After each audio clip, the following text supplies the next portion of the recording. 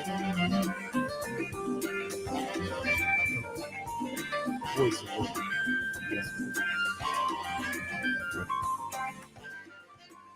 morning. Welcome to Community Voice. I'm your host, Keith Parris. And I want to thank everybody for joining us this morning. Good morning, Devo. Good morning, Carvey. I know Michelle's leaving. Good morning, Michelle. Good morning, everybody. You sound so enthusiastic when you said Michelle's leaving. I know Michelle's leaving. Oh, happy days are here. It is now. Is my mic on? Yeah. I told you she'd be sticking around. I'm not sticking around. All you have to do is just call her name. Just say something. Just call her name. She got to defend herself. Yeah, if you say something real, you got her. Yeah, for sure. You're a pot stirrer, Devo. I ain't did nothing. And you happy to join right in on the stirring, Keith. She was still stuck on. Are we supposed to be watching Jose Perez? Yeah, she watching. I see you. I see you. I mean, was I supposed to be keeping an eye out? Some he did. Some he did. You know. You know now. Oh man, people. As your representative and your district has little say, 2 committees. Yeah, how about that? Yeah, so your voice got minimized because Charlotte is your representative. Yeah, maybe I'll go 2 down committees. Go down there and protest. But other folks got 4 and 5. Yeah, no, people blowing it. I was getting text messages, and I don't know why you're the reporter here. I know you're the cover reporter. You're the breaking news here. But yeah, they were hitting me up, and I was going like, and did it happen during your show, or was it later?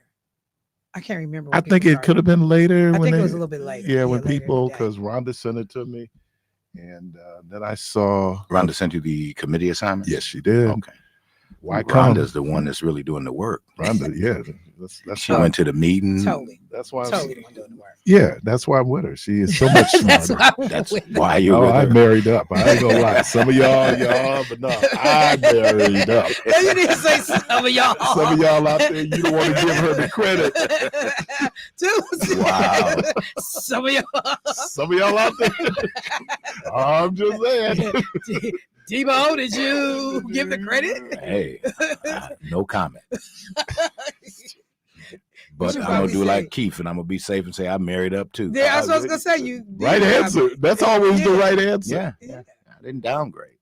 Well, I have to go. Oh, you want me? Yeah, I'm going to talk about it. You going to talk about what? Bobby. You know,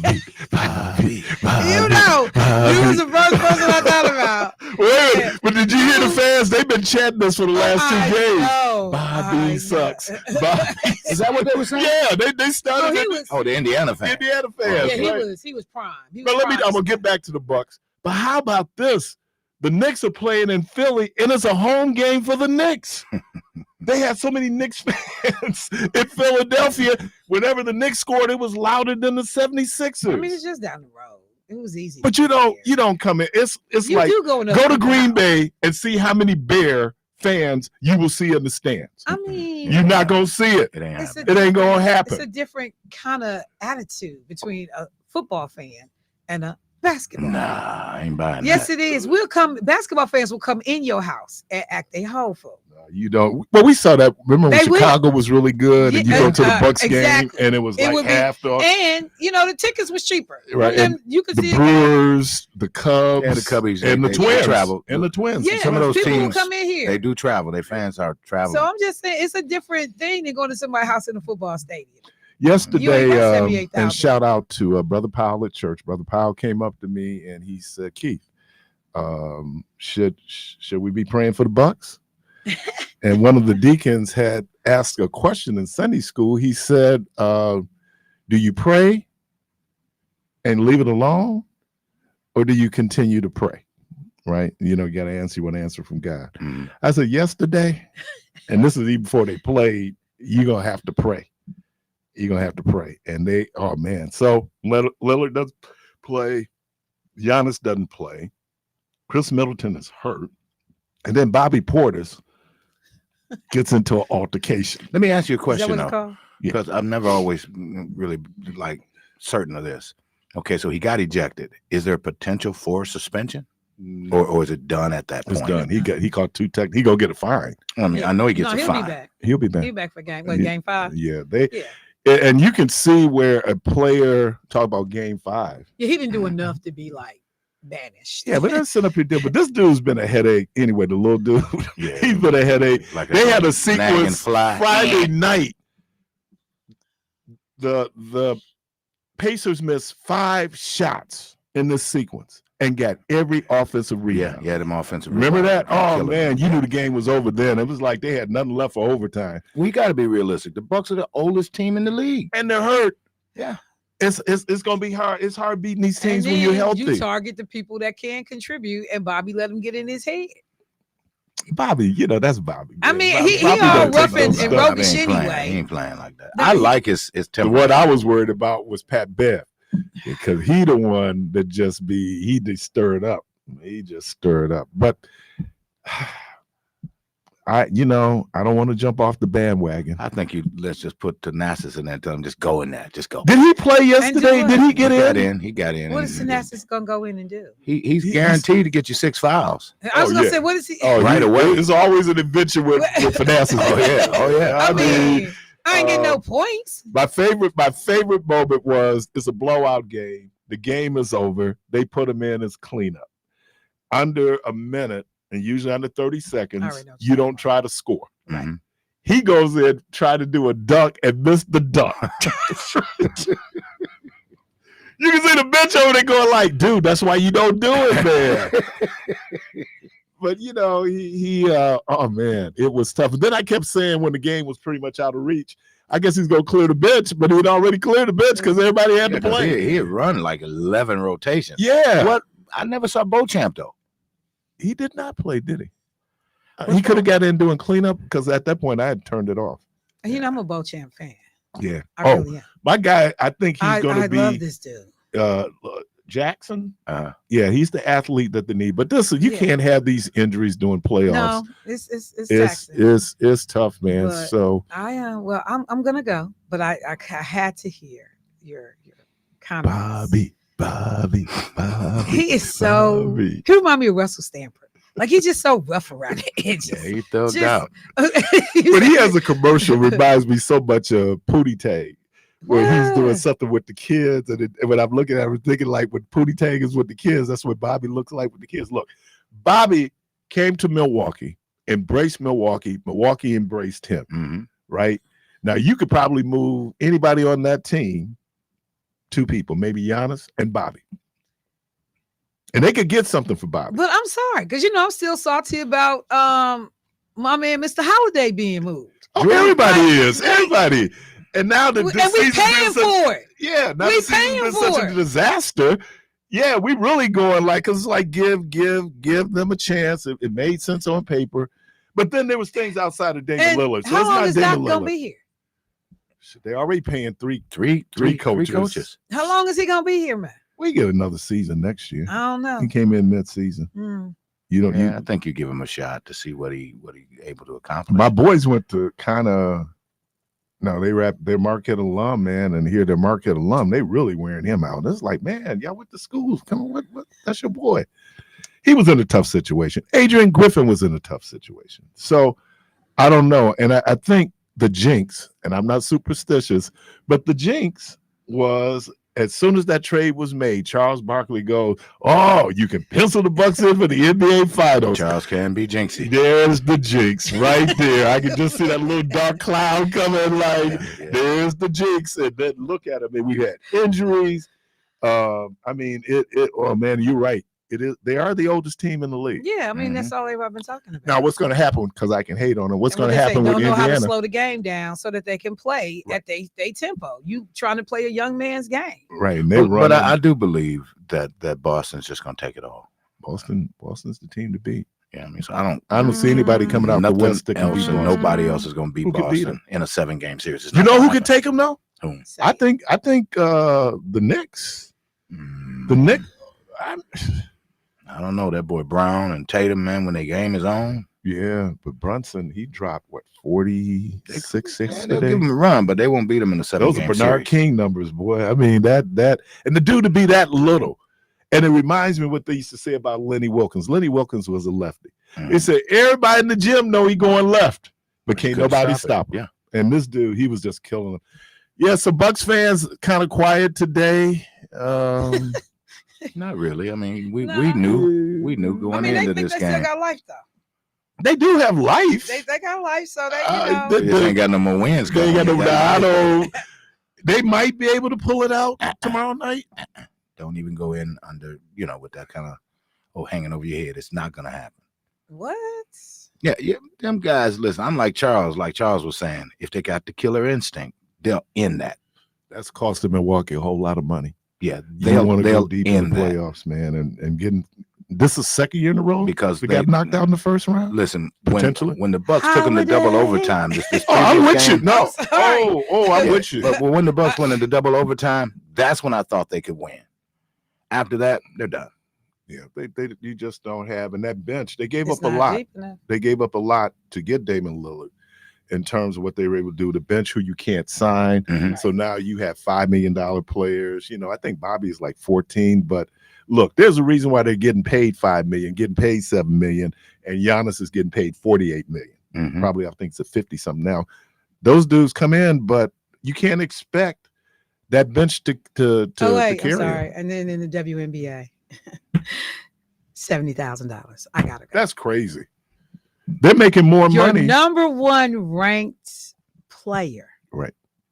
getting ready to come in and make what they make at the Common Council Michelle, are you watching anybody?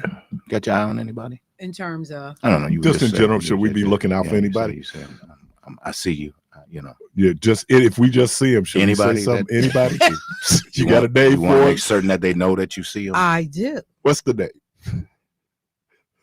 Jose Parris. And I want to be clear because I'm not being fair right now because I should have blazed Chevy in much the same way.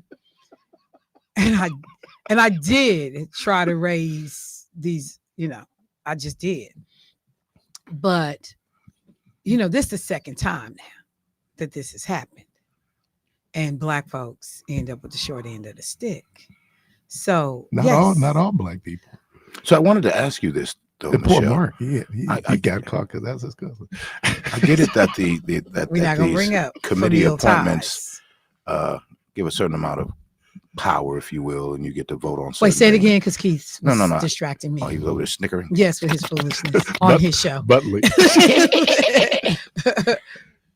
I guess the question I had, I get it that these committees, there's a certain amount of power with licensed committees and this, that, and the other. Is there any additional pay involved when you get to sit on these committees? Mm-mm. Nothing else other than your regular council salary. president. Yeah, he gets the bump. Yeah, but no. Okay, Mm-mm. so just committees are just I mean, but I'm gonna tell you how it can show up. Policies It can show up in fundraising ability Mhm. because pay attention where lobbyists go Mhm. to make campaign donations and contributions. Who's paying attention to your campaign? And if you are on influential committees, if you are on, committees that's relevant, then you have the ability to raise more money to help you securely stay in office. Mhm. You have more influence. You're able to get more things done for your own district. Mhm. So when you see, like I said, and I'm not kidding, when you see Alderwoman Pratt with one committee assignment, Right. what did you just do to the voice of her constituents at this table? Mhm. And so Jose Perez and everybody wants us to think about just these 8 common council members. I'm thinking about the district that she represents. Why in the hell would Joe Casa have a say on 4 committees? Her district has a voice and an advocate in 4 different committees. I think you answered the question. I hadn't thought about it. I was just saying that, that's just how the game is played. You support me, quid pro quo. Yeah. Right? I got that. And if you do the finance reports, fundraisers have been thrown for all these people except Russ Stamper. So what I thought was intriguing was that you were saying that he's lining up to run for mayor, which if you look at strategically where he has placed people, that I hadn't even thought about He that. is. Yeah. He is lining. I'm telling you, and I believe he wanted to do it this last time. But you read the room and maybe, because Chevy was kind of the darling, or at least that's who they was pushing. But I'm telling y'all, pay attention to this dude. This man is gonna make a move to run for president. And when you say Run for mayor. Oh, I was gonna say, Lord, he done went after. No. He gonna make a move to run for mayor. But see, what he also knows is he can't piss off too many black people. because he gonna need black people to get him across the finish line. So I don't know what the plan is, where Chevy going. If Chevy gonna try to run again, he gonna get bumped. I don't know how all this plays out. I don't know how soon it happens, but Perez definitely has aspirations, in my view, from everything I'm seeing, to run for mayor. And to do that, you're gonna need black support. One quick question. Yes. How do you go from having money to no money? How does that happen? In terms of SDC, how does that happen? I said that. I said it's got to be more going on than that $100,000 that was brought up, and the doors closed. I mean, when they said they couldn't make payroll, right? 19 people, you didn't have money to pay 19 people. It ain't like these people is balling out of SDC. That was probably a combined payroll of about $100,000 for that pay period. So where's the money at? So something else is going on there, and who knows when we'll finally get the real set of events. But it's just another thing that's just disheartening, because SDC had already begun to lose some of their programming to the South Side. Mm-hmm. South Side organizations are becoming stronger and stronger, and organizations that are primarily controlled by black folks are becoming weaker and weaker. Who is like UCC or who programs like that on the South Side? What's the name of? Is it UCC or UMOS? UMOS. Mm. But and we saw, look at like what we saw over here, with where welfare programming, the people who's doing a lot of that support work, we end up seeing North Side stuff close, South Side getting stronger. Same thing happening in MPS.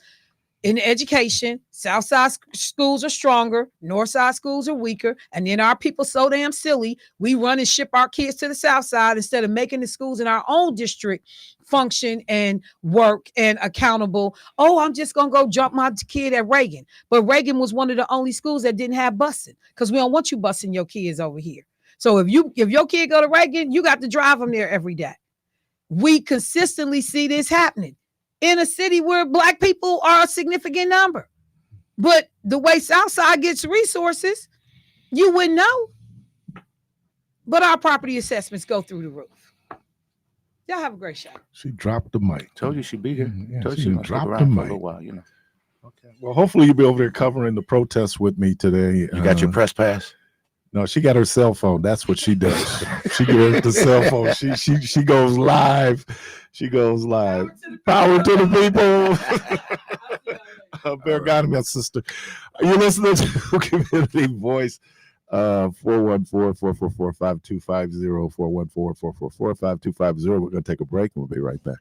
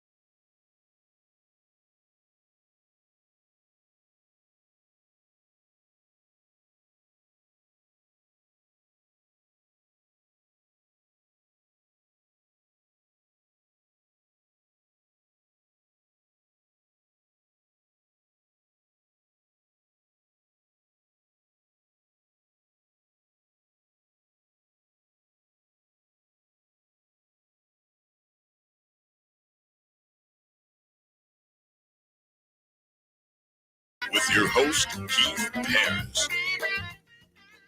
Welcome back to Community Voice, and we have on the line with us Mayormarvin Pratt. Good morning, Mayor. How are you, sir? Hey, good morning, Devo. Good morning. And this is Keith. Hey, Keith. How you doing, man? You sounding different this morning, Keith. Oh yeah, morning it's the radio voice. Oh, okay. That is. How you doing, man? Hey, man, I'm good. You reached out to me, and I did. You sure did. And you were talking about one of your, man. You know what it looks like, man. You wore a lot of hats professionally, haven't you? Yeah, I have. You know, I think I was. I don't think I was the first intern in the mayor's office, African American. I was the first African American. Which mayor was that? Henry Meyer. Henry Meyer. Yeah, I was the first African American male assessor. I was the second African American library personnel, professional level position. So, in city government, I was the first Black person to chair a finance personnel committee. So, number of first Black person to chair Visit Milwaukee, first Black person to chair Convention Visitors Bureau, which is now Visit Milwaukee, and also the Board of Veteran Affairs. Oh, one or two things. But again, you talked about your role. I think you said you spent 12 years as a property appraiser. Mm-hmm. So talk about, because this is not new news, but it's certainly news that now we're getting our property assessments in terms of assessed value of the properties. Talk about, if you can, just the mechanics that are looked at when they go in to make a decision on how to assess a particular property. Well, you take everything is broken down to neighborhoods. Like the neighborhood I live in, Rufus King, is neighborhood 1620. So they take like properties in this area. They classify like the house I live in, they classify them as a bungalow. A lot of bungalows in this area built 1926, 27, 28. So they'll look at all the bungalows and see what the sales were in the last year or two. And based on those sales, they'll come up with the estimated value of what they're worth, of the assessed value of what they're worth. Now, you say, is it sales in that neighborhood or sales in the city of Milwaukee in general? Sales generally in that neighborhood, but they kind of marry with sales in the city of Milwaukee. But some neighborhoods obviously sell in some areas. Houses are higher; they sell for higher prices than they will in other areas. I guess in the last assessment, then they do it according to, they kind of ferret it out according to aldermanic districts. I think in the first district, that was one of the highest overall value increases in the city. And then if you were to take, say, colonial houses, Cape Cod houses, or, you break them down according to those types, then duplexes, bungalow duplexes. So they'll look at all those, and then they'll come up with, based on those sales, and what you have in your home, based on inspections that have been made and what they have on the record, the estimated value of the property. And that's why the city has, for certain types of work on the property, that you have to pull a permit, right? Because that's one way that they can monitor what's going into the work in the house, right? That's correct. But we all know that, the two areas that you probably increase value the most is improvements you make in the kitchen, and probably improvements you may make in the bathroom. Wow. Okay. A lot of the houses around here where I live, and it's probably throughout the city, probably for the most part, one bathroom houses, but some have been increased to a bath and a half, or some may have two. Mm-hmm. If you have central air or not, that increase some value. If you have a fireplace, I think that increases the value. If it's exterior is wood siding, or if it's brick, that increase in value. So you compare like properties with like properties, and there are three approaches to value. Now I'm going to be a little theoretical. Sales comparison, cost, and income. The one that's used the most is sales comparison, and what that is just looking at sales of market data, looking at sales in an area and comparing it with what they sell for. So when I get this, and we saw an increase in our assessed value of the home, and I guess depending on the neighborhood you live in, that assessed value could be used for sales. Maybe in other neighborhoods, maybe not so much, where you might get the assessed value of the house, but then actually when you put it on the market, they're going to say no, it's less than the assessed value. I would hope not. I mean, so you're trying to assess the property based on what sales are in the area. Okay. And so, but we know that some areas, such as yours, probably Enders Park, just kind of a general area that I live in. Enders Park is a really nice area. I would say it's from 60th to 68th, and then from probably Capitol going north, right? Just really nice area. It kind of hits parts of Burleigh, so that's nice, really nice area. It used to be an area where city employees when they had residency requirements, city employees lived in Enders Park, and they lived on the periphery of the city of Milwaukee. I live next door to school teachers in MPS. And then across the street from me was a principal in MPS, and then next door to him was a fireman. And the two people across the street, when they retired, they sold their homes, right? But you're right, and I think the former police chief at Areola, he lived on 68th Street. That's why I know when he was living over there, when you got a police call in that neighborhood, I mean, they're there, and 3-4 minutes. We had just moved in our house, so we didn't have a lot of furniture, right? And we had a problem with the squirrel who gathered in the house, and she would run through the house and set off the alarms. And that was when the cops would still come out, when the alarm went off. Yeah. So the cops are there. Rhonda's pulling up. The cops are there. They're talking to Rhonda. So they come in the house and they look around. And there was two black officers. They looked around. They said, "This is a really, really nice house." And Rhonda said, "Thank you." They said, "But they cleaned y'all out." So no, we ain't got no furniture, man. We should have made an insurance claim. They said, because all we had I think at that point was the dining room table. We'd have a couch, we'd have a chair, because we ordered for. So that was crazy. But yeah, that neighborhood, and it still has the. As a matter of fact, I was telling you some of the prices of the houses when they go on the market over there, but that's a pretty hot market in that area. So I don't think, because you right abut, and then when you drive through Tulsa over 68th Street, 67th Street, you see these houses on for sale, and I'm telling you, maybe a week if it's that long. Yeah, Keith, you still have certain areas of the city like Sherman Boulevard and Grant, still nice areas, probably nice assessments on those properties in that area. Stewart Parkway, which is going toward the American Family Field and Brewers Stadium, still real nice. That whole area is nice. Used to have an area out, I'm blacking on the name of it, but it's around 98th and Good Hope. That was probably where a lot of teachers used to live. Right. Out in that area. Now they moved across the street and down the street.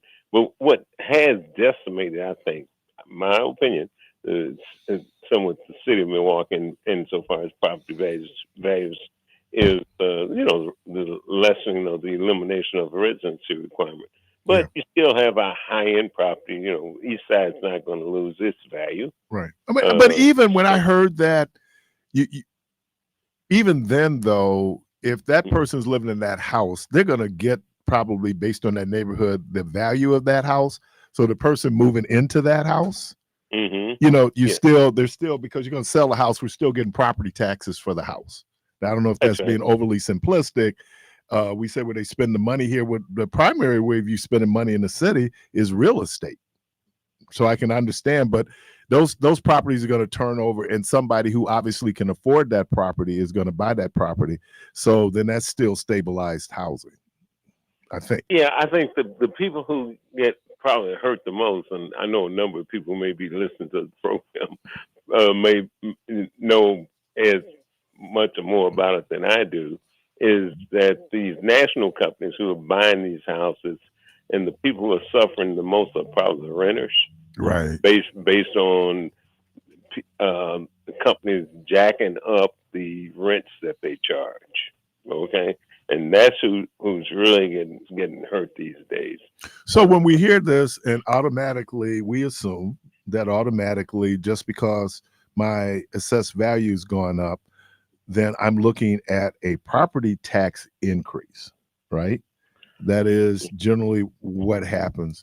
But that may or may not happen, right? Depending on, or it might not be as much as people think. And you said something I didn't know. So share with people how then we come upon the tax assessment. What is the formula used there? The tax rate is determined by the 5 taxing units, right?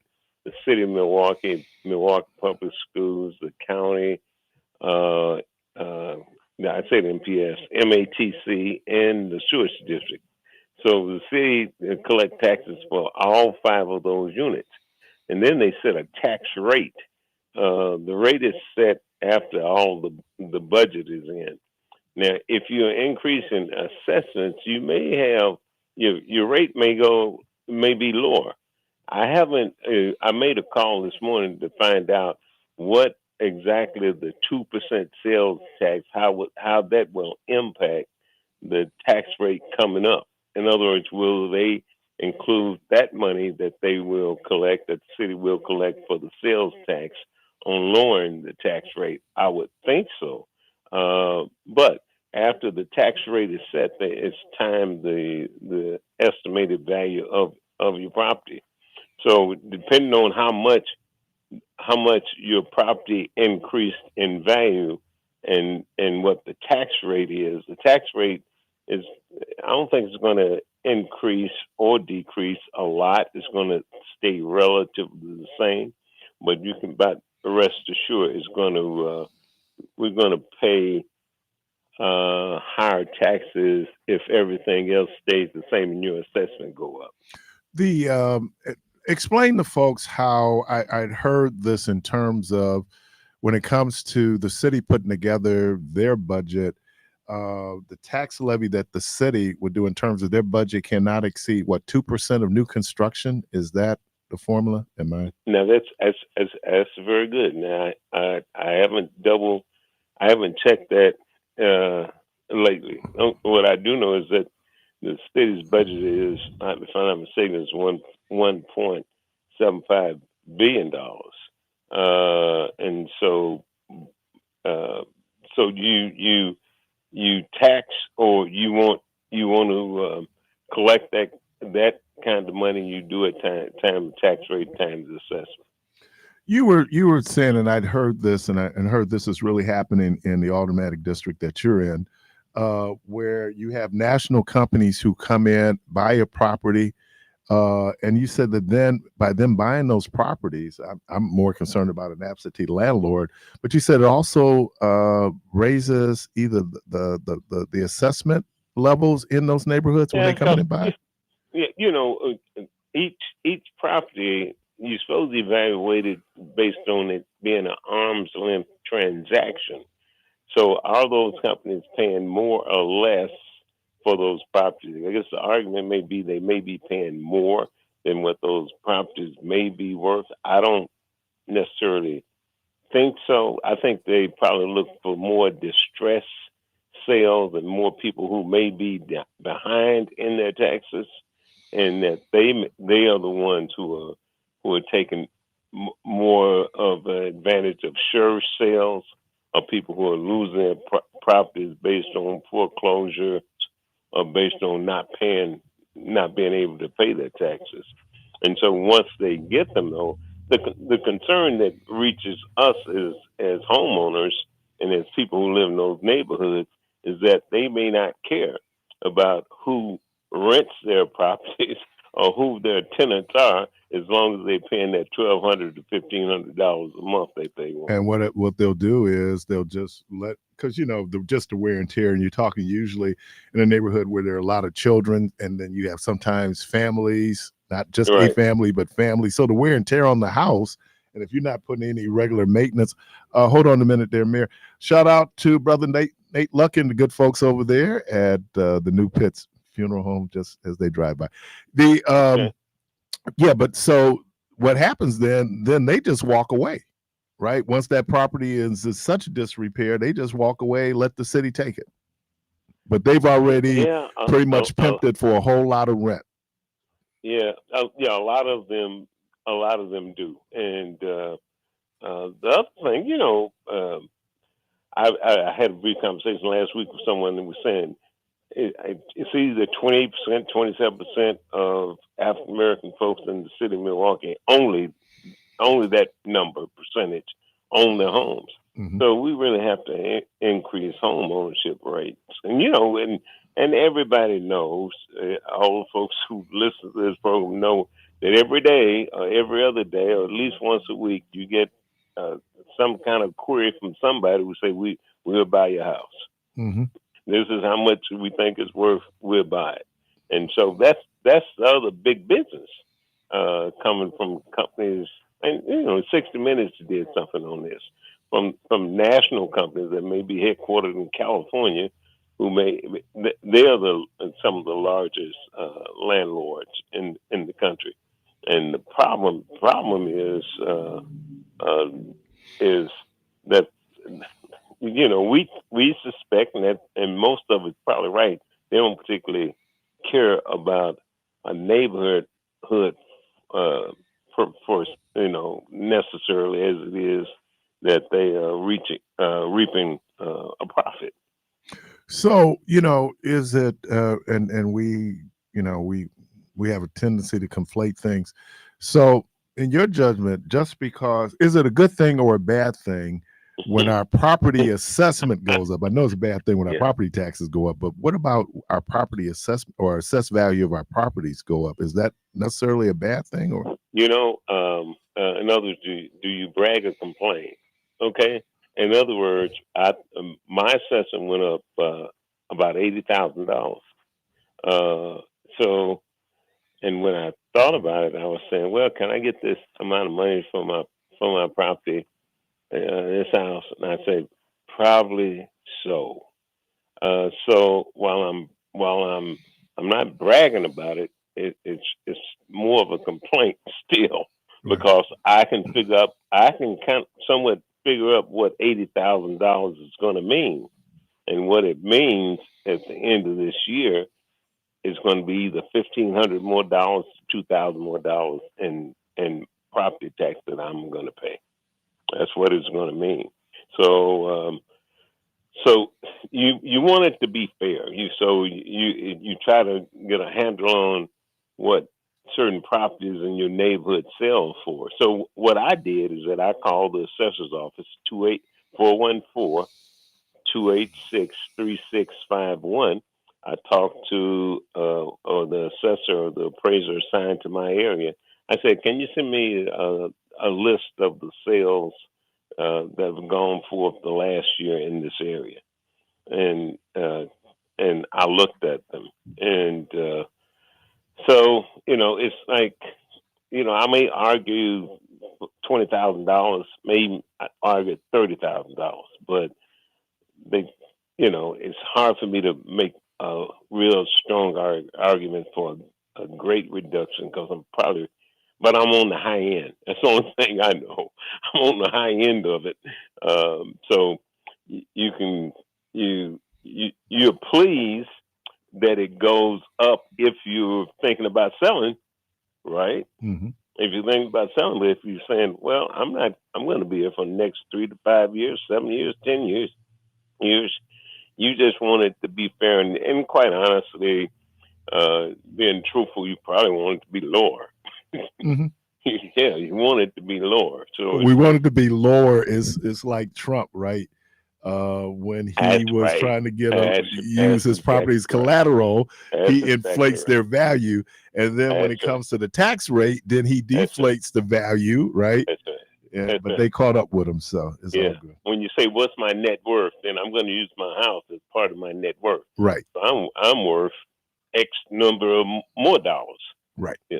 Yeah. And I think the other thing, though, we were talking, and at one point, Milwaukee had the largest, in terms of percentage, black middle class in the country, and a lot of that had to do with the type of jobs that we had there, where, and so then people, but then at the same time, a lot of these folks who were credit worthy, who had the financial wherewithal, had to deal with redlining, so there were certain neighborhoods that they couldn't even buy into. Oh, it's right. And And the whole thing was, it wasn't because people wanted to live with white folks. It's when you look at it, my mom bought a house at that point that was close to 80 years old, right? Over there, old German house, owned by German folks. And that's the issue that you have, where even when we're talking about the lead laterals, where, that near South Side is one of the oldest neighborhoods, in the city.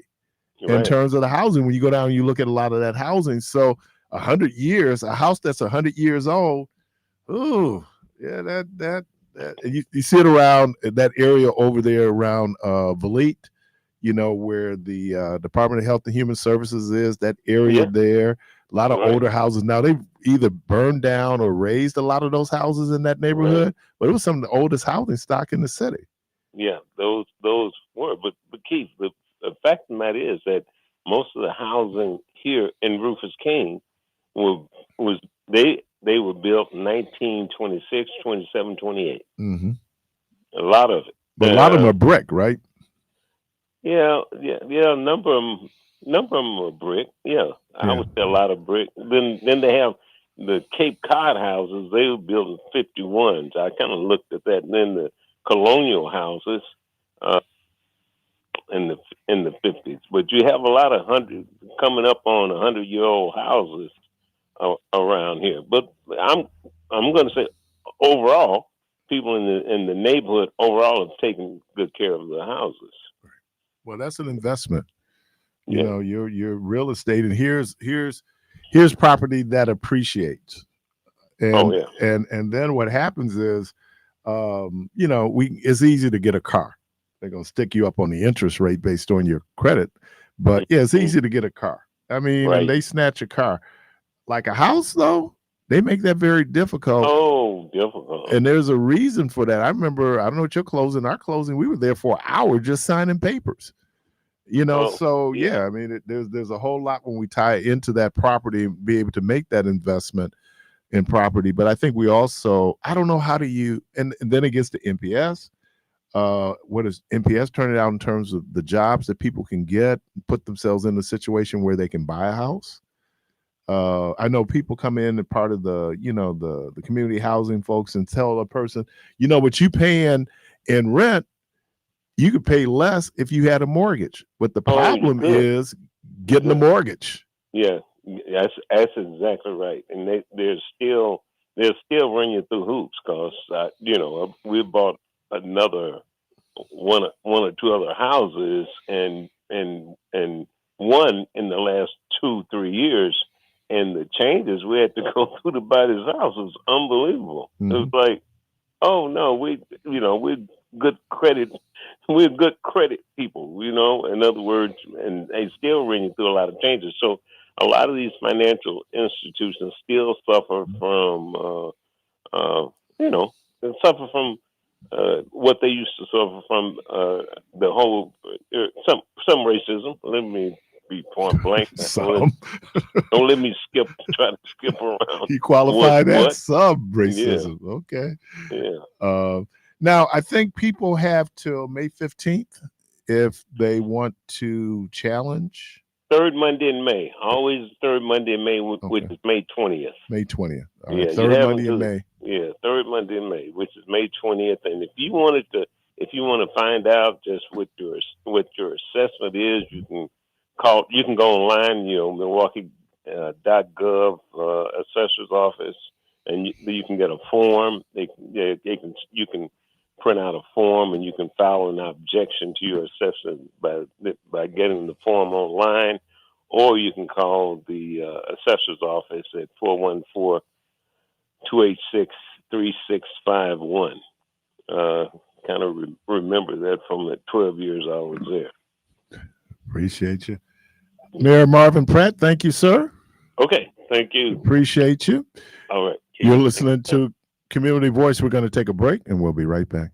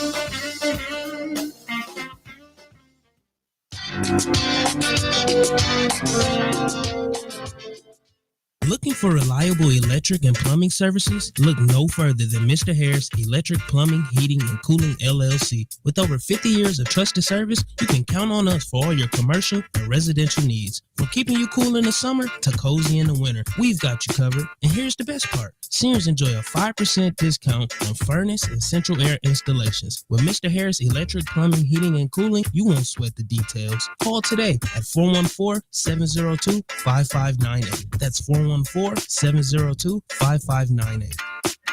The Milwaukee County Office of Equity invites you to nominate a business, organization, or person for the Milwaukee County Health Equity Champion Award. The award shines a light on those who have shown a strong commitment to health equity by reducing disparities in the community that are making Milwaukee County a healthier place to live and grow. Visit the Milwaukee County Office of Equity online at county.milwaukee.gov/equity to nominate someone today. Applications are due Friday, May 3rd. Hey, WNOV family, this is Will Martin, and I'm inviting you to join me for my new show, The Difference, every Monday from 3 to 4. Listen on your radio or stream us live on Facebook or YouTube. Habari Ghani, this is the voice of the community found on WNOV 860 AM, W293CX 106.5 FM. I'm Kwaku Amoas, better known as the Blacksmith, Milwaukee's favorite psychologist, host of Nayumbu Upendo. This show will air every Wednesday from 11 to 12, where we will talk on all things mental health. When you need a healing for your mind, body, and soul, come to Nayumbu Upendo. Hi, this is Sandra Silk, inviting you to tune in to All That Jazz. Join me every Tuesday and Thursday. Enjoy jazz from yesterday and today from 5 till 8 p.m. right here on 860 WNOV 106.5 FM, The Voice.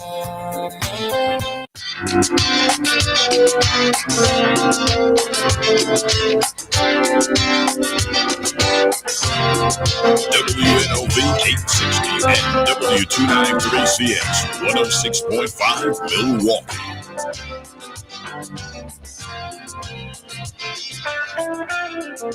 You're inside Community Voice on WNOV 860 AM and 106.5 FM with your host, Keith Parris.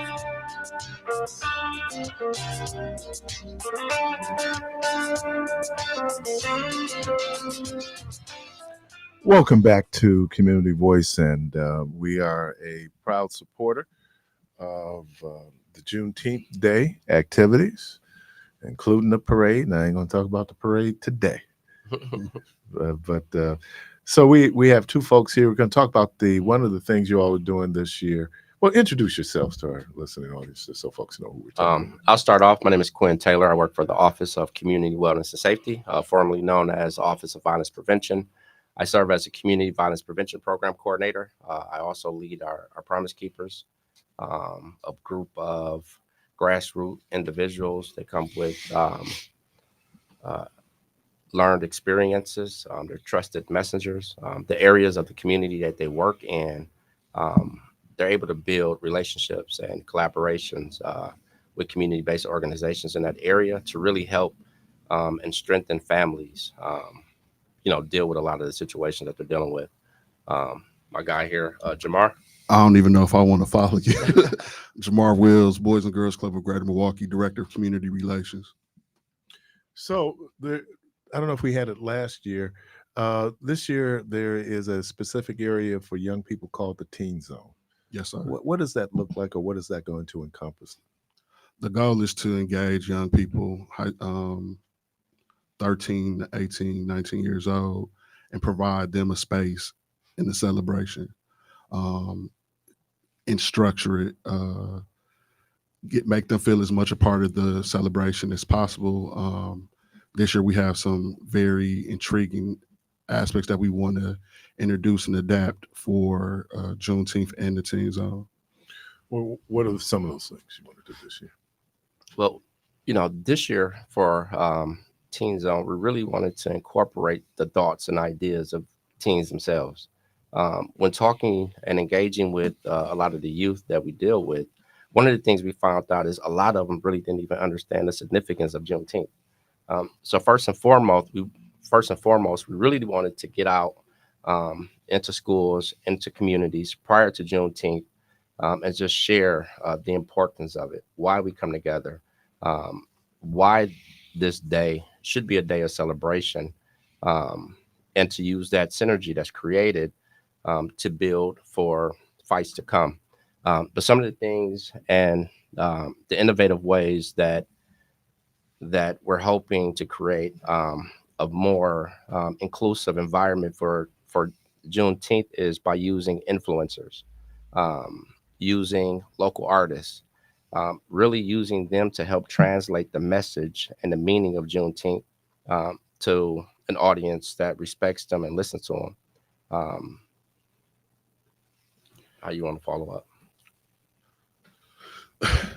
The reality is that Juneteenth is the first event after school lets off for young people. So there's automatic attraction to it. It's located. They can walk. They don't have to, transport. And it's free. And it's free. It is free. So this year, our ideas is to be, again, as we said, inclusive, but encourage a connection or engagement of elders to support, provide information, allow for both voices to be heard. I believe a lot of times is that when we see large gathering of young people, we get tense. And to mitigate that and provide a safe environment, a controlled environment for where everyone can be engaged. When I was a kid and I saw a large gathering, I got tense. Depending on what neighborhood you was in, right?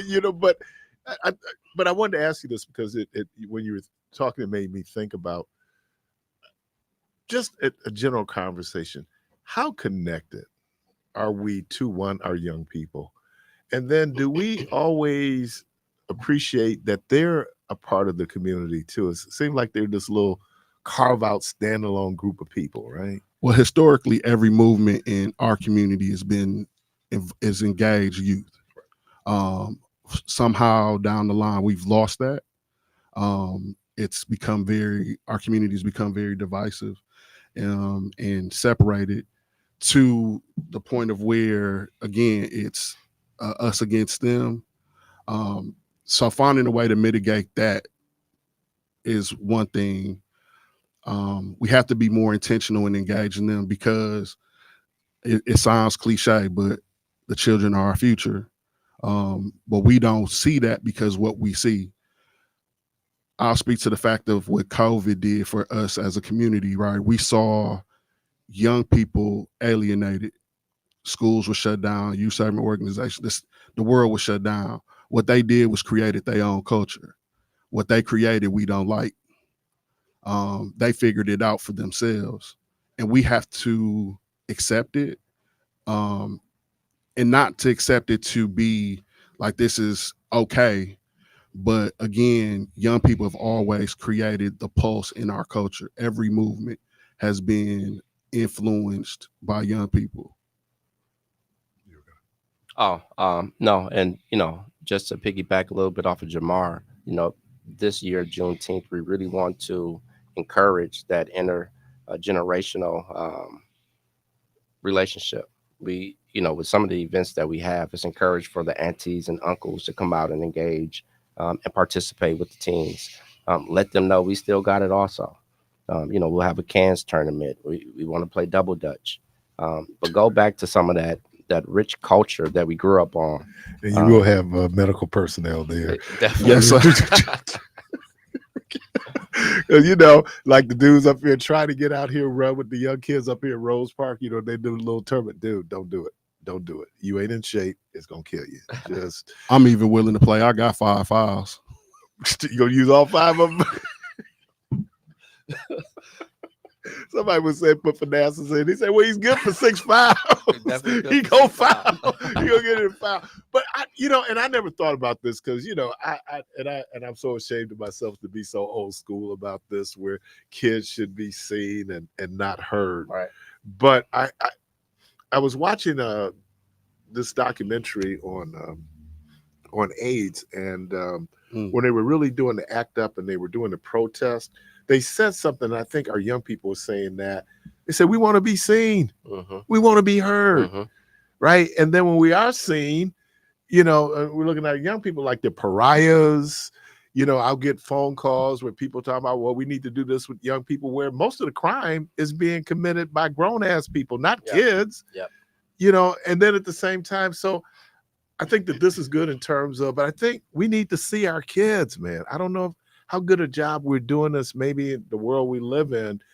But our ancestors, it was really important that you raise a child, you develop a child, right? Mm-hmm. You put your resources into a child. I think that there's so much indifference or hostility when it comes to young folks. Yeah. The community and family dynamic has really gone to the wayside, and the need of a stable community. What does a stable community look like? If we ask every generation the conversation, the answer will be different. Young people, I forget the African proverb, if the children want to be, something you spoke to, but the children want to be heard, and then nobody heard them till they set the village on fire. Right, they want the warmth, so they set the village on fire. And this is where we at. And we've seen this, like your generation, your elders saw your generation as the pariahs, and your generation saw our generation as the pariahs, and the disconnect. And how do we stop being disconnected and come together? And with the celebration of Juneteenth and what it means to not only Black people, but the country as a whole, the historical value to it. It was, I think I was talking to an African brother, and we was talking about this. Oh no, brothers from the Caribbean. And I said, do you all experience Juneteenth the same way we experienced Juneteenth? Wow. Even though we're all descendants of enslaved Africans, it might not have the same meaning to you because your liberation was either delayed or different than our liberation. A lot of us still feel we ain't free. Right. But it's the historical piece of it for me, I guess, because it's just been a part of my life as long as I can remember. There was Juneteenth and our understanding of it. But I think you're right in terms of how do we look at this as our community day? Where we come in and look, brother came in and showed me the snapshot of Juneteenth last year. Was you from Burleigh? Yeah. And you looking down and see the sea of people, no drama. I'm not even going to acknowledge the other piece because that wasn't Juneteenth. Right. Right. So no drama. And people are returning because for a long time, older people wouldn't even come down to Juneteenth. But you're seeing people now, and maybe it's getting back to what the original intent was, a day of celebration, a day of community. And how do we build on that? Right. We we always just cluster, our celebrations in a small time frame. Even after the celebration that's happening down on MLK, what's next? How can we extend this to continue that celebration on?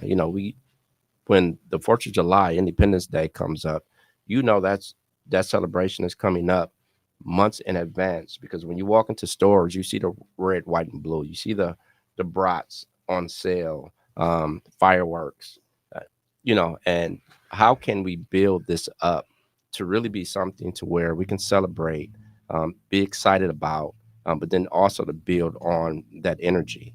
I think how you talk about a thing, and something that I just recently I don't know, I don't remember ever doing it when I was younger, but I know it now, that we greet people and say Happy Juneteenth Day.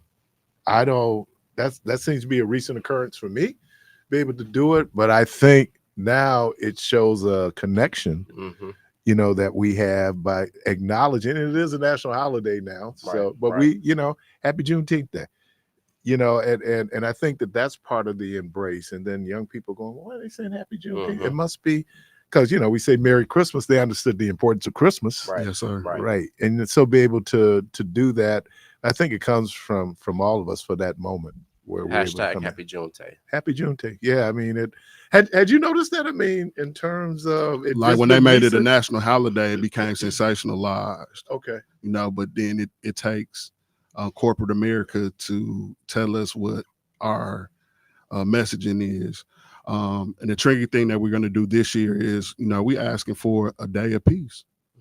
Quinn has worked very diligently to create a code of conduct. And as a community, we're asking for this, that we put all our differences aside and we come together and speak to the celebration of our independence, not just physically, but mentally as well. Yeah, so that's some of the things that's not heard, the behind the scenes that take place, where Forum for Life, our critical response team, they go out into these communities prior to Juneteenth, and they talk to the guys on the corners, a lot of the people that's overlooked, and spread that message, this code of conduct of what we expect at Juneteenth, but also to get their buy-in on how can we make this more inclusive to where you feel a part of this as well. Yeah, that was the experience that had the Million Man March, where you come together. But like I said, last year, it was a great Juneteenth, and the weather cooperated. Okay, I'm back at it. We had the longest parade in Juneteenth history. That kind of contributed to some of the issues, but yeah. I mean, people started, man, it looked like bingo long. Everybody just joined the parade, was by the end. But it said that people wanted to be a part of it. That speaks volumes. Which speaks volumes, and so then it might be some little ancillary things or collateral things that happen along the way, but for the most part, people felt safe. People were having a good time. Yes, sir. Young people were having a good time. It still is what it was when we were down there. I mean, you go down and you're a teenage boy. I mean, it's girls. You're a teenage girl. I mean, it's boys. Action. Yeah, I mean, this is, and people are, that term Sunday best came from the first Juneteenth, put on their clothes. But we black folks, so we got the swag.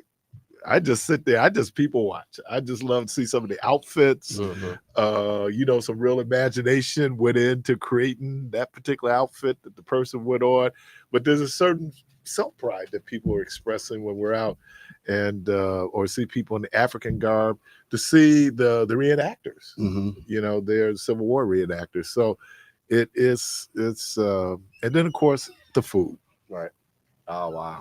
The food. I want parts of it, all of it. Oh man, I mean, it's you. I say this that I love all African people all over the world, and that don't mean that we ain't gonna have conflict, right? But when you really think about our beauty, you know, and celebrate that beauty and embrace that beauty. But that picture, man, that just speaks volumes. I was telling a story, I'll tell it again. Fred Mad Dog Carter used to play with the Bucks back in the day. His wife was from DC. He's from Philly. His wife's from DC. He was in Milwaukee for about 2 years. His wife came up to me and she said, Keith, you're from Milwaukee, right? I go, yeah. She said, you know, me and Fred was there for about 2 years. I said, what's this thing y'all do where y'all shut down the streets and y'all have thousands of people? I said, oh, that's Juneteenth. I said, we don't do that in DC. Well, if you ever been to some of these events in DC, especially Southeast DC, it's going to start and it's going to get shut down. I was there 1 year. They were Malcolm X's birthday celebration. This is Malcolm X's birthday celebration. I think the headliner that year was you know, so they, you know, all they call Southeast, South Kakalaka, all these folks, Southeast, Northwest, everybody in there. We never got the EU. We never got the EU. They started to run it. Really. The next thing I know, the park police on their horses coming in, we got to go home. So we don't do that. We don't even have that conversation. Like I said, that thing that happened last year was after Juneteenth. Right. Yes, sir. Yeah, and this year also, you know, our highest focus is the safety of everyone who comes out to be a part of Juneteenth. There's a lot of measures that were taking place to hopefully mitigate and prevent some of the things that we saw last year. But again, you know, it really takes everyone's involvement to create a safe environment. We have things in our mind. We stereotype. We get intellectual lazy. But the issue was girls. And I know this around the youth work, you know, we had spent so much time focusing in on the boys that the girls, girls. But psychologically, what do that mean? That we, you know, this is what we did with, where young ladies feel that they have to be the enforcers in our community. So this, like, when you dissect this or analyze this, like, it'll take you on a trip that you're not even ready to open certain doors to why young women feel that they have to be physical in society, because that wasn't the thing when I grew up, or we could have been that box. I think part of female empowerment is that, and I hate to say it this way, that you're going to see what we would ascribe to male behavior, right? I mean, have you ever seen girls compete? Oh, girls are as competitive as boys. You just witnessed it with the NCAA women's tournament. Oh yeah, they ball it. But I think, and I guess if I take it away from the whole right and wrong, if you look at just the evolution of the species, empowering women means that women will act differently than some of the past expectations that we have, right? You know, it's like when we get here, I don't know if people still do the reveal parties where blue is for boys, right, pink is for girls. Right. That's not the case anymore. Right. And I think that's good. Because I was just thinking about someone that told me the joke. She said she was on a block full of juniors with what a daddy in sight. You know? And so what I'm saying is that we have, I know in my neighborhood, most of the homes were led by females. I like to think of Wu-Tang Clan, and he was one particular guy. He said he was the only one with a father in the crib, right? These dudes are 70s, 80s, right? So this is not a new phenomenon in terms of, for whatever reason, female-led homes. I don't think that that's the problem. I think it's just you're always going to have a percentage of kids who are going to be just doing what they're going to do. You know? I want to shout out or acknowledge Mr. Kearney to be open to the idea of a teen center, to kind of direct the energy of young people. So to give him and the committee kudos, like being thinking outside of the box. Because Juneteenth could have carried on how Juneteenth had carried on.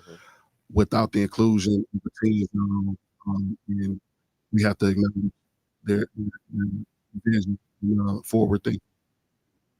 Yes, yeah. Kids have energy. And, that's why I love being like a 7th, 8th grade coach. I would get calls from parents. She go, I don't know what you did. My son came and did his homework and right to bed. I run them. Dude, I just run them. I don't even know if it has a purpose anymore. I'm getting some sadistic pleasure out of just making them run. Use that energy, man. You got that's why young men fight. You got to, and then if we have no outlet for what would be an evolutionary control aggression, where's that aggression going to be expended? We see it in our community every day. Each other, kids are, because you look, adults have beefs, right? But to be able to have that conversation. Talk a little bit about, you mentioned my brother's keeper. Who do you think? Oh, no, the promise keepers. Yeah. Okay. Was that the old? What was the group? My brother's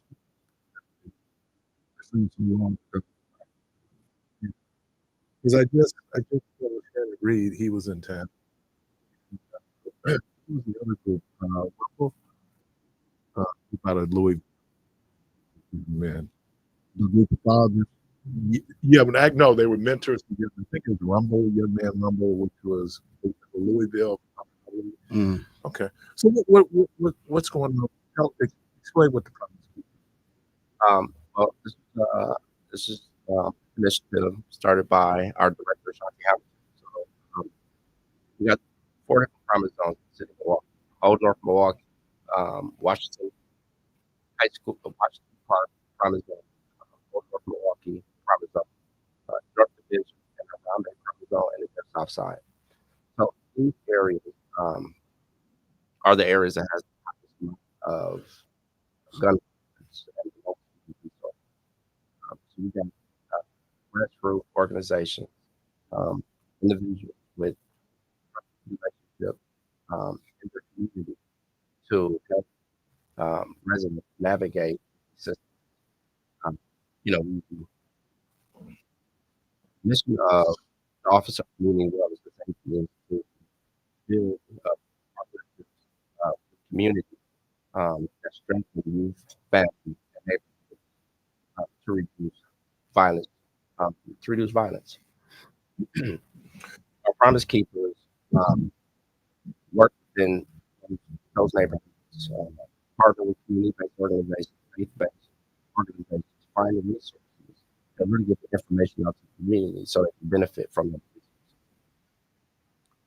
So you're doing the teen zone, so if people want to be vendors and have visitors or people who are going to be that, people want to be part of that.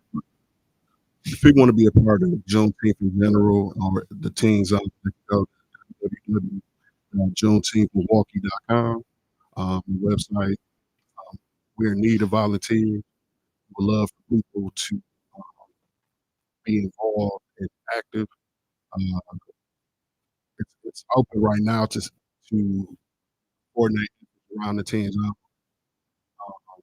We just want people who are willing to engage these young people, be supportive of them.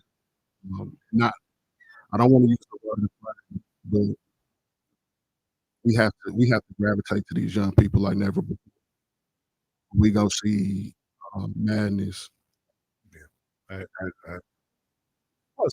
mean, when you sit there, it's a lot of fun. And I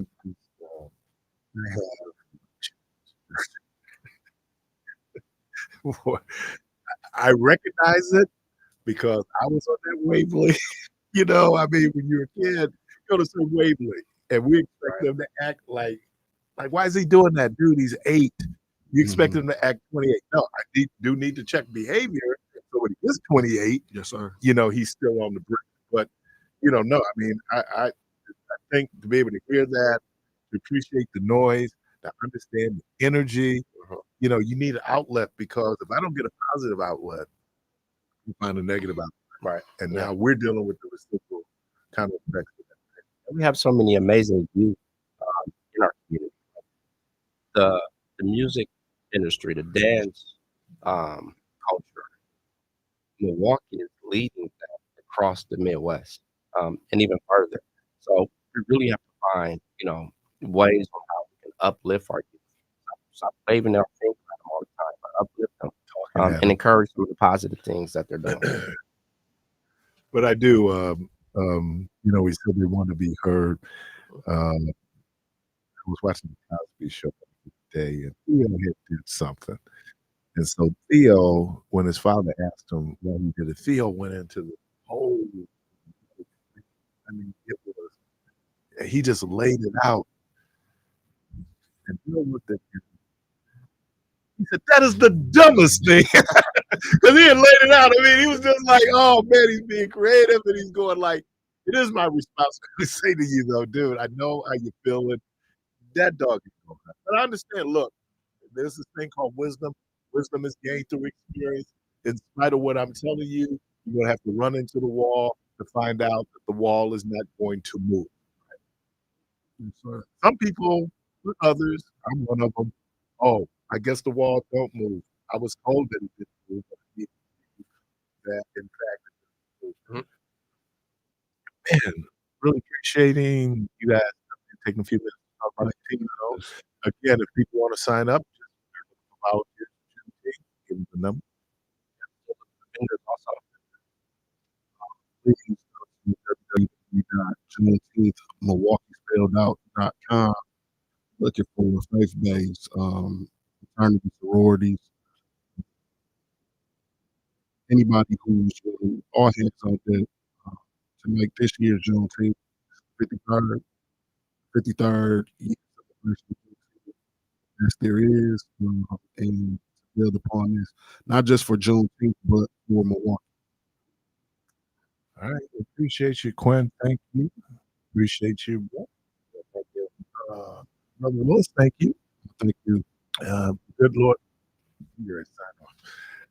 You're listening to Community Voice. We're going to take a break. We'll be right back. I'm going to sign off.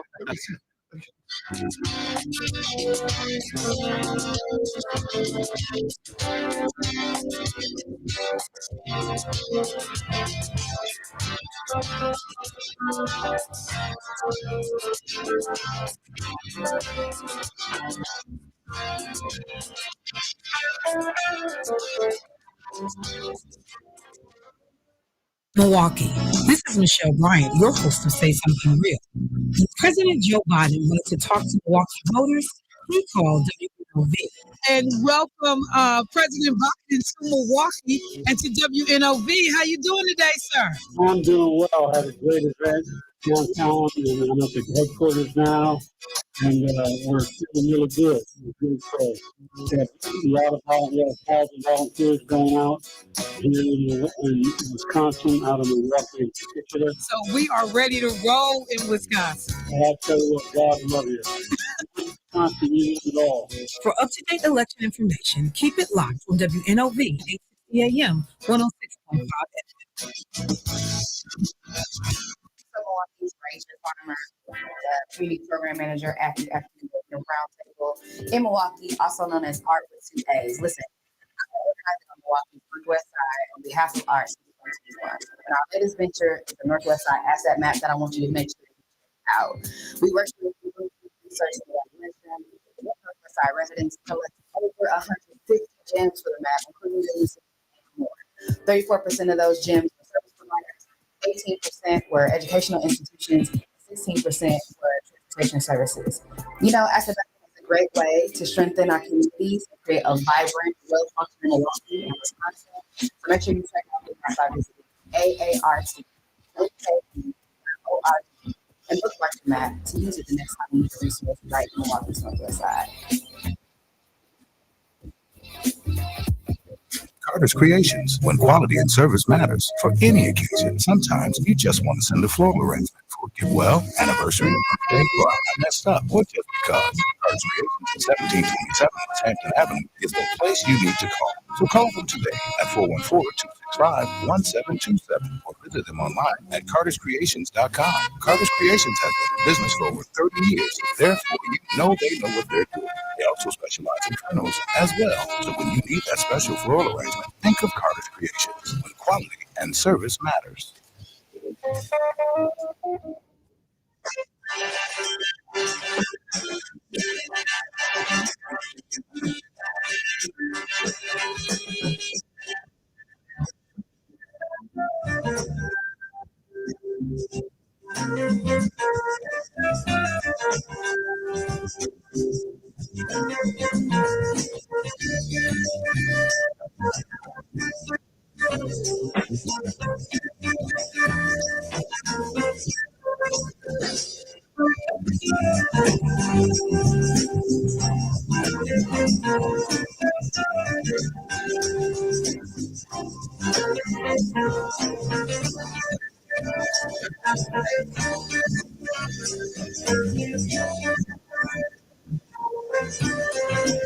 WNOV 860 and W293CX 106.5 Milwaukee.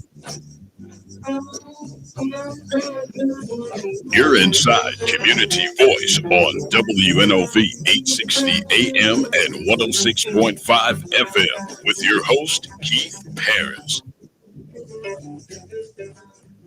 Hi, welcome back to Community Voice. Yeah, I just saw that brother. He was out of Dominican when we celebrated the 50th anniversary of the first state championship team, first of 14 banners that hangs in Crowley Gym there.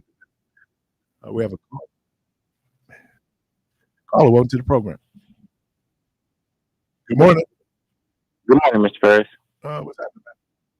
Assalamu alaikum. Thank you for taking my call, sir. Yes, sir. I wanted to present a scenario, or in the form of a question, I think, sort of. I did speak concerning this matter earlier on Mr. Barnes. So, because this is something very, very real. My niece, Chloe Henderson, has been missing. She's been missing since 2 a.m. or between the hour of 2 a.m. and 5 a.m. of yesterday.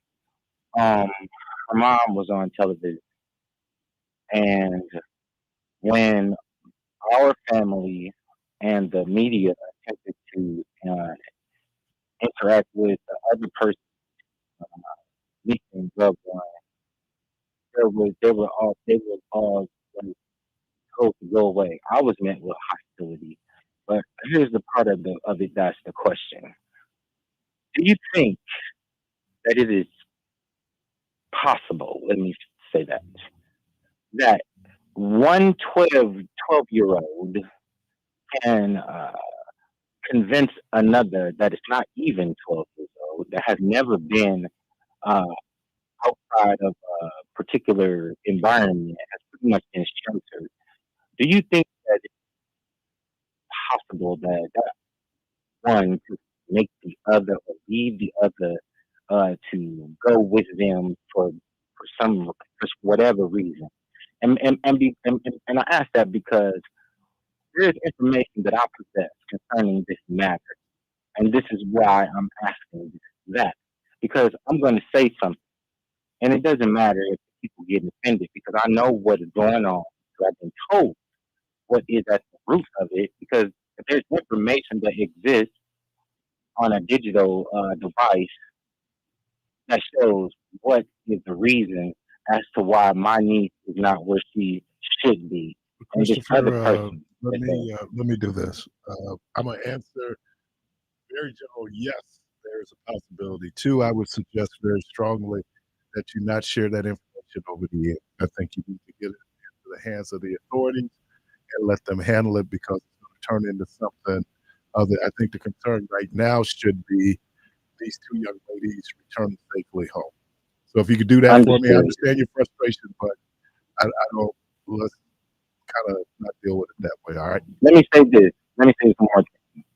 I know the actual fact, and I know the root cause as to why my niece is not where she is. And those people who are related to that other child, they know the answer as well.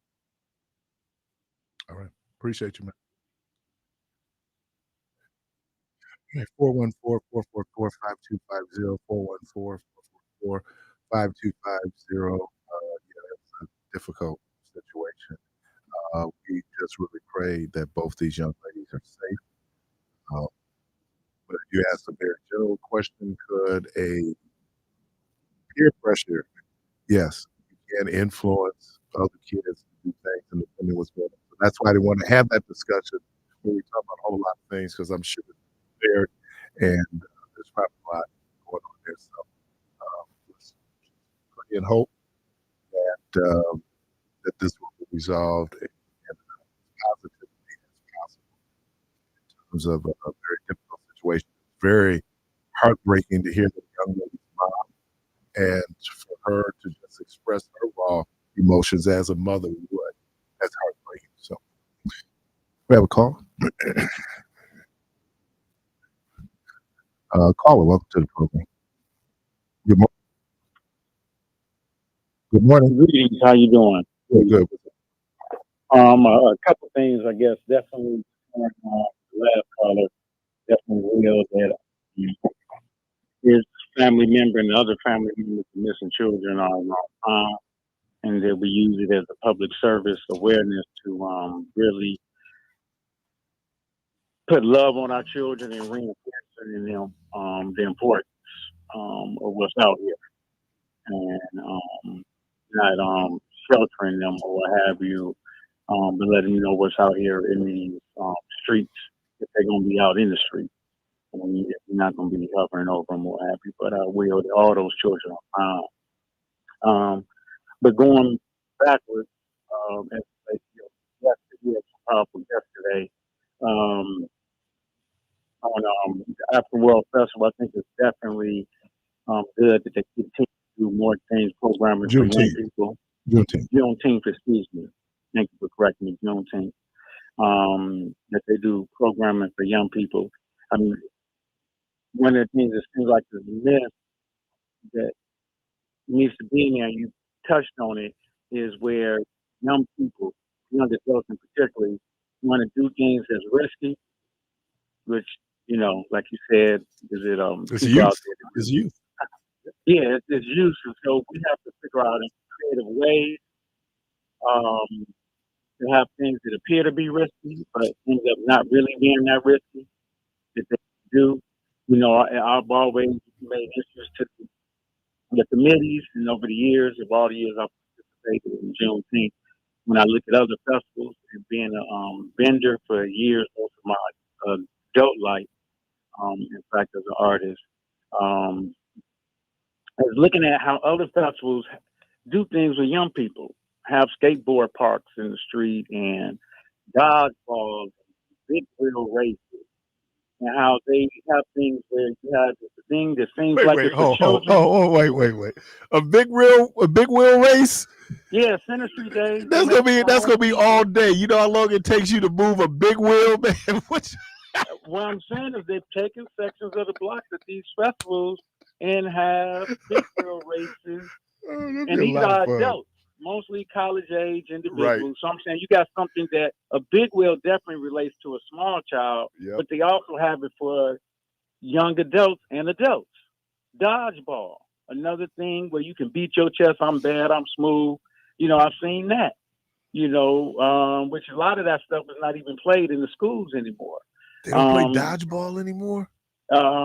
Hey, you got these things, and I'm saying y'all need to have a good waiver system. I seen last year at West Street Festival, that was on Center Street. I think it was Center Street.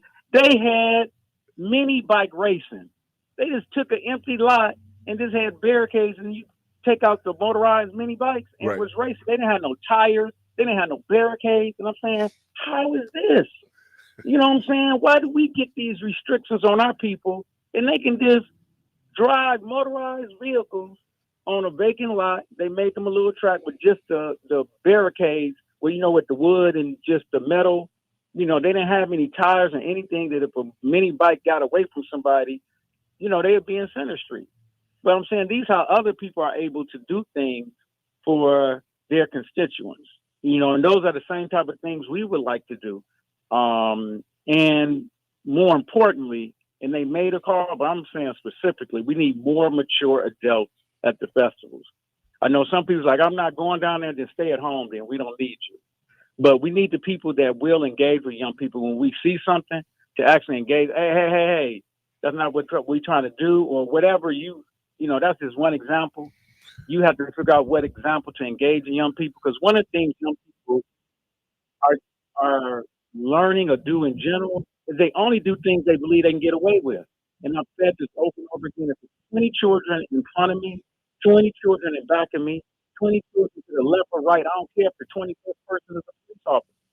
I can do whatever I want to and go to that 20, and you got to get to the 20, the other children. So we have to populate it in such a way that they will have a sense that they can't get away. Because over the years, we got the other thing going on here, and I can mention it. I don't know what your motivation was for going down to Juneteenth, but I know what mine was when I became a teenager. And so what we do, boys are performing for the girls are performing for the boys, and you hope that it don't jump off to what jumps off. But I think you're right. We have to be able to capture that energy, put it in a more kind of positive sense. Can I also make another observation? In all the years that I've been an adult, let's say grown, whenever I went to Juneteenth, I was never, ever disrespected by a person. I never, now some people could have had that experience. I've never had that experience. They just kind of in their own world, as well they should be, but I never got like the so-called disrespect that people say that maybe that was their experience. I didn't see a lot of that. Now if you're saying that kids shouldn't cuss around adults, okay, well, I did hear. I'm talking about that. I'm talking about where we have movement, anger. I've seen it one year, the police actually, and I forget what year that is now, talking to you, that just put my mind, where I observed them seeing tension and gritting there right away. So much that even when the fight is breaking out, the police is right there. And the young people don't even know, you swinging and the police is pulling you back, and because they seen it, they observed or seen it, and sent people in when children are dang it, because you can sense sometimes when something is about to go on that ain't right. They're staging. They're staging, man. I mean, you can see that. And, I don't know. The other thing is, remember, I don't know if you heard what I was saying. Kids want to be seen, right? That's right. And that's why Facebook, in terms of certain types of things, well, adults, grown people are doing it too. But this idea of being recognized and seen, and sometimes negative attention for a person is still attention. They have been able to figure it out. That is so. Yeah, everybody saw. You just made me have another idea for the population that I've seen at some of the malls is having a selfie booth. Where they have a Barbie box, a large Barbie box, or an 80s or whatever, where you go in and take pictures on the street and, situating these things where you have young people that want to come and do these things. Because the challenge is it's so much different types of young people. And we got the situation where, and this is something in general bad with our institutions, is where you have people that may be involved in violence or fights. I tell people we got 30, 40, 50. I remember the highest number we had was 7,000 people down in Juneteenth one year. If when you have that many people, you're going to have people that don't like each other, don't get into fight. Oh man, it's just going to show up. Yeah, the dynamic though is that you have a whole different dynamic that's going up. That you have people that want to show out, but they don't even have a conflict. They just want to shoot their guns. That I shot my gun. They have no conflict with nobody. Negroes like that in my day. It ain't changed. But here's the difference between my day and today.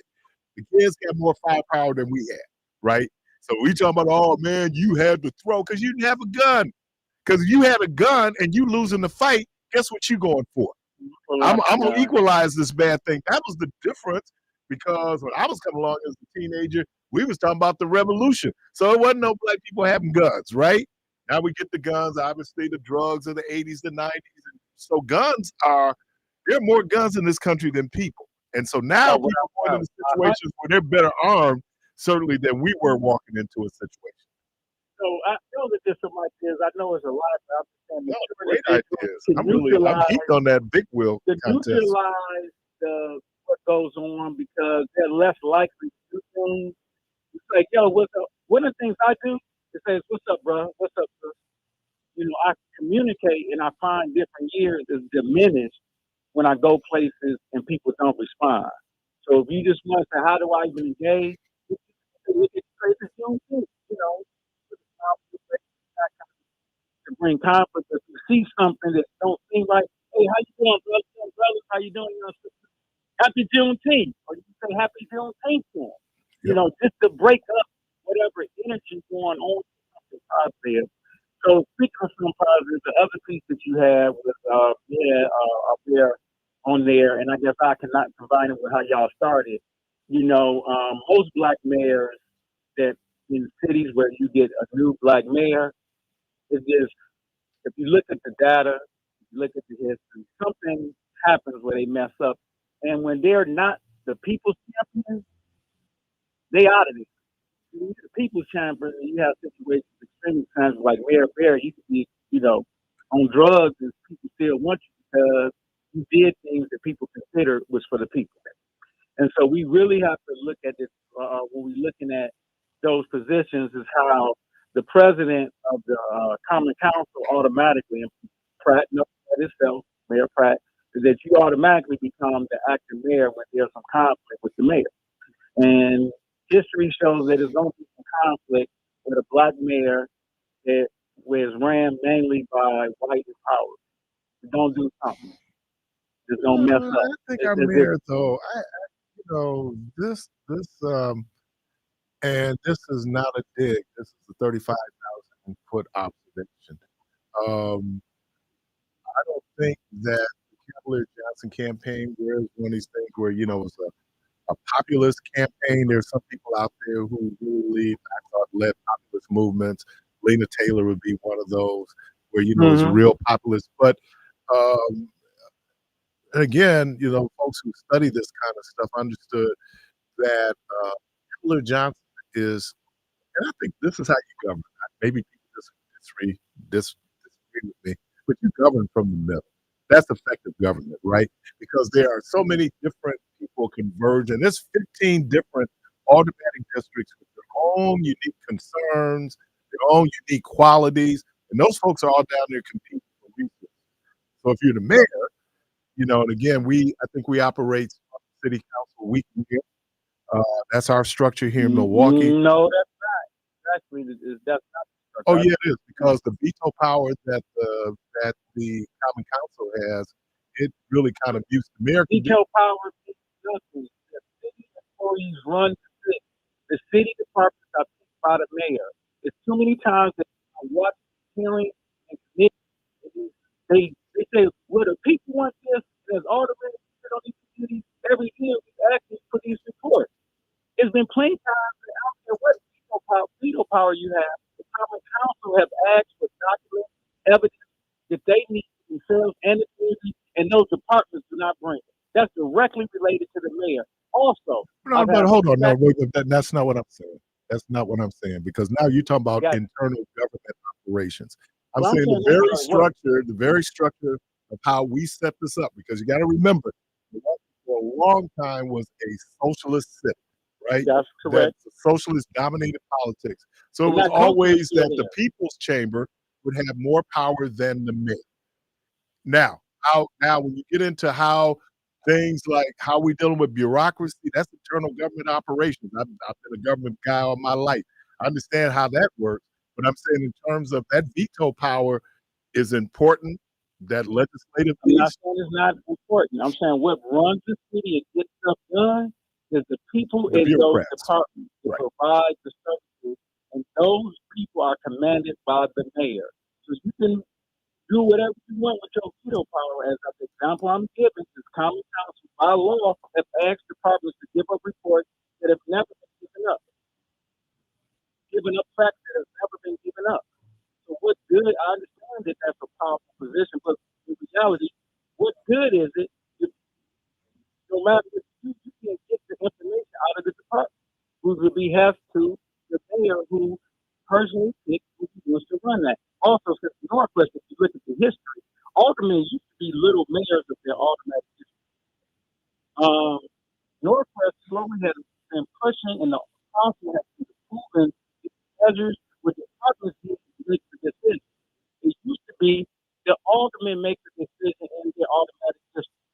The example I remember is Alderman Senior McGee, when we had issues with night parking, he had meters removed. He went to the department and made them remove the meter. So you're not giving people parking tickets anymore. And the common council said, wait a minute, you can't do that. And then they created some general rules around that we can stop aldermen from doing such things. And I'm saying that's coming from that socialist history. Those things have been changed. I go to reference bureau and ask for the I like to see what's now and what was before, and I see where the language has changed from the alderman to the department head makes this discretion on making the decision. Also, I will call you back, man, on the house tax. I knew you were going to. So yeah, I'm gonna tell people. I tell people to look at the Wisconsin Property Assessment Manual before on Michelle's show. I would say engage with a challenge to look at Chapter 5 under public relations and the assessment officer. That tells you how they're supposed to behave with you and what they are required to do. As I tell people, I tell people a lot, and they don't read the manual. And the people who read it was like, man, I didn't realize. They give examples of letters, of how they're supposed to write letters, how they all types of way of responding to in the manual. Is very comprehensive. But it's the standpoint in which you move forward, and it's the basis of how the assessment is supposed to be. I'll get back with you. All right. This time. Listen to Community Voice. Well, last break of the program. We'll be right back.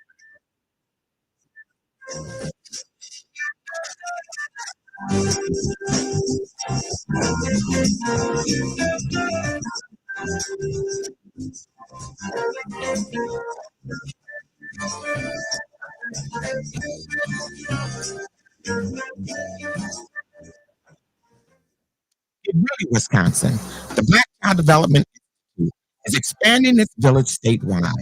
Join us for an unforgettable evening of celebration and empowerment at our gala on Saturday, May 4th, 2024 at the Hilton Milwaukee City Center.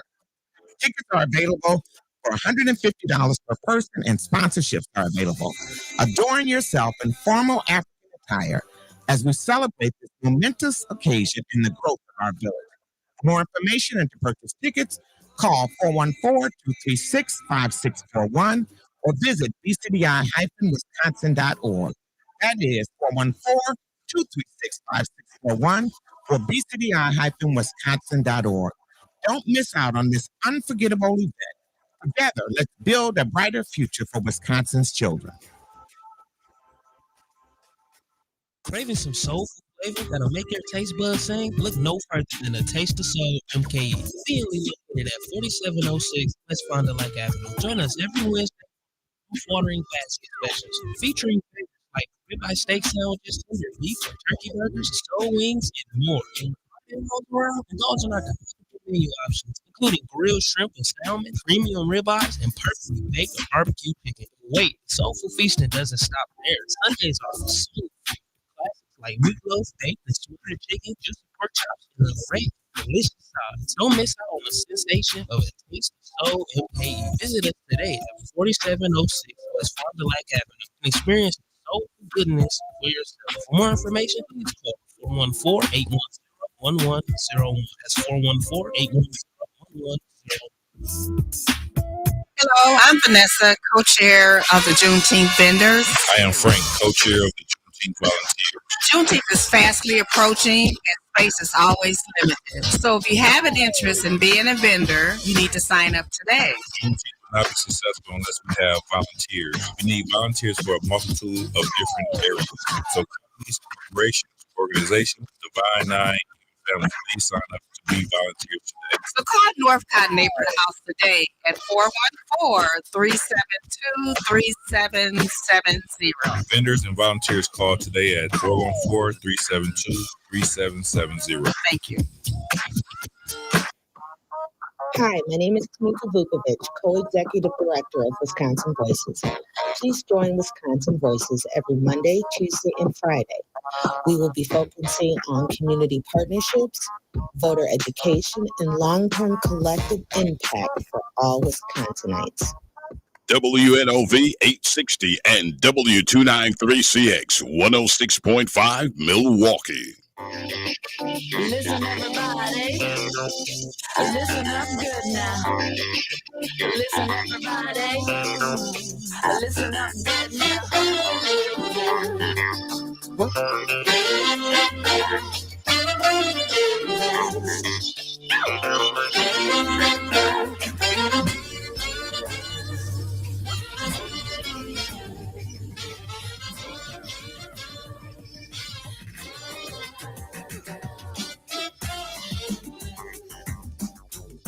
You're inside Community Voice on WNOV 860 AM and 106.5 FM with your host, Keith Parris. All right, welcome back. And welcome back, Jermaine. Right out, what's happening? Hey, man, I'm glad to be I back. like to hear what's happening, man. I'm back. Hey, let me get back to work. I'm back in the saddle. The saddle again. Yes, sir. Man, I always love, man, a few minutes ago, but love talking to you, man, about music. And I saw they did a tribute to Richard Smallwood. It was in Connecticut, I think. They went up. And so they had, what's my guy? Donald Lawrence, B.B. Winans. But the Wall Group? Oh, yeah. Yeah. They did Trust Me. Trust me. Oh, I love it. And they waited, they did it, it flowed. I love the Wall Group. First of all, they just cold, man. I thought, but if you go, it's on YouTube, go see watch how they do. I thought everybody else was like grown, they won't let a song go. Yeah. They got up and did what they did and got up and got off the stage. Yeah. I mean, it was like the softest drop mic that I'd ever seen, but it was so soulful, and the way that they were able to do these, because they're family, first of all, so they all the voices are easy to meld. But oh man, what a great rendition of his song. It was first he's kind of going, it's a little slow. It was almost a cappella. It was just a little, keyboard in the back. Yeah. But then after a while, man, it was just so, man. And there's another guy I want you. I don't know if Rodney Franklin. Did I tell you about Rodney Franklin? No, but that name sounds familiar. Keyboardist. If you ever get a chance, he did one of the best shows I ever saw at Summerfest. Man, God, say I can remember the name because it's there. The jazz band was there. I'm trying to think who the headliner was, but I didn't know what. Yeah. Not man. Speaking of a great keyboardist, my cousin Jeffrey LaValle. Yes.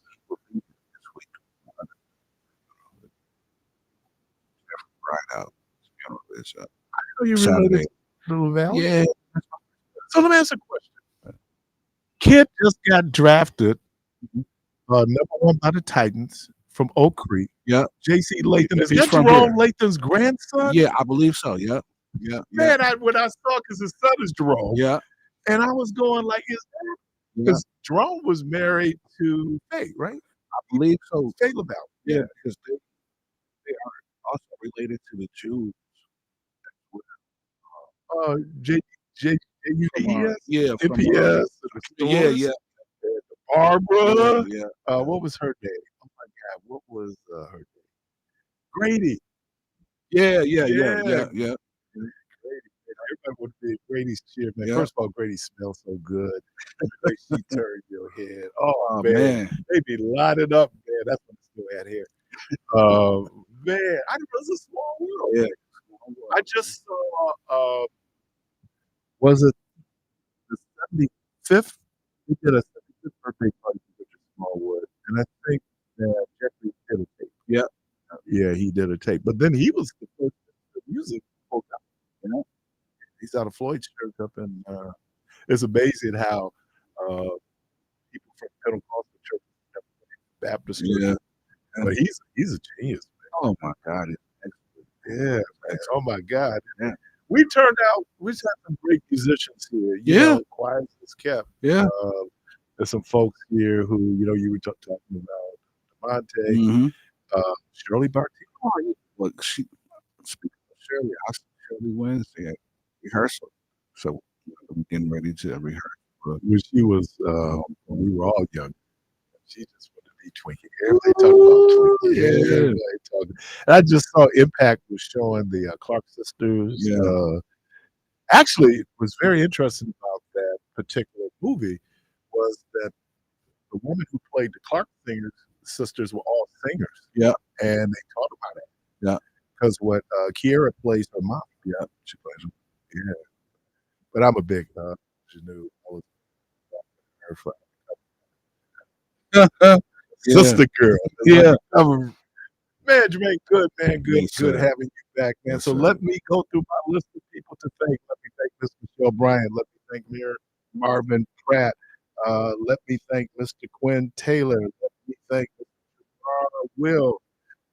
Sharon, I'm gonna thank you, man. You always contribute. Jermaine, Debo, Carvey P.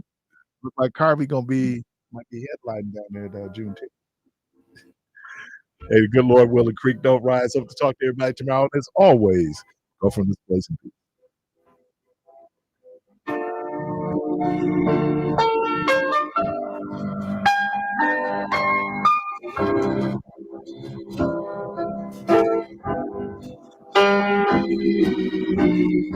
Father,